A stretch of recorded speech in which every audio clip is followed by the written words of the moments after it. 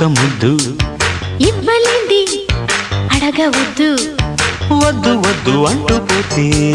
చిన్నదాన ఎప్పుడంట ఇచ్చేదంట తన్ని ముద్దు ఇచ్చుకుంటే చిన్నవాడ పెళ్లి దాకా ఆగవంట కళ్ళతోటి పెళ్ళయింది చాలే ఇవ్వు